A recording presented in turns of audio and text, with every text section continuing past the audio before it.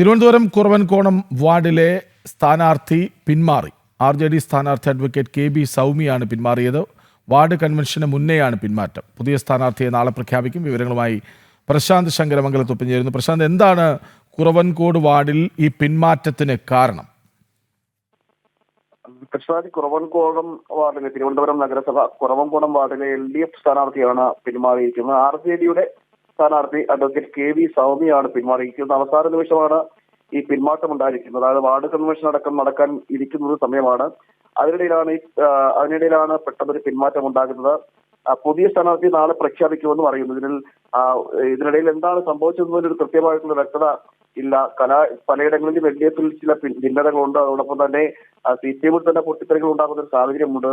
വിമതശല്യം രൂക്ഷമാകുന്ന സാഹചര്യമുണ്ട്. ഇങ്ങനെ പല തരത്തിലുള്ളൊരു പ്രശ്നങ്ങൾ CPMിലും ഇടതുപക്ഷത്തിലും LDFിലും ഇങ്ങനെ ഉടലെടുക്കുന്ന ഒരു സാഹചര്യം നിലവിലുണ്ട്. സ്ഥാനാർത്ഥി പ്രഖ്യാപനം അടക്കം വന്നതിന് പിന്നാലെ അത്തരത്തിലുള്ള വലിയ രീതിയിലുള്ള ഭിന്നതകളും പൊട്ടിത്തെറികളും ഇടതു മുന്നണിക്കുള്ളിൽ തിരുവനന്തപുരത്ത് അടക്കം നടന്നുകൊണ്ടിരിക്കുന്ന സാഹചര്യമുണ്ട്. ഇതിനിടയിലാണ് ഇത്തരത്തിൽ ഒരു അപ്രതീക്ഷിത പിന്മാറ്റം എന്ന് വേണമെങ്കിൽ നമുക്ക് പറയാം. അങ്ങനെ ഒരു പിന്മാറ്റം ഉണ്ടായിരിക്കുന്നത്. ഇടതുമുന്നണിയിലെ സ്ഥാനാർത്ഥിയാണ് RJDയുടെ സ്ഥാനാർത്ഥി കൂടിയാണ് അഡ്വക്കേറ്റ് KB സൗമ്യയാണ് ഇപ്പോൾ പിന്മാറിയതായിട്ടുള്ള വിവരം പുറത്തു വരികയും ചെയ്യുന്നത്.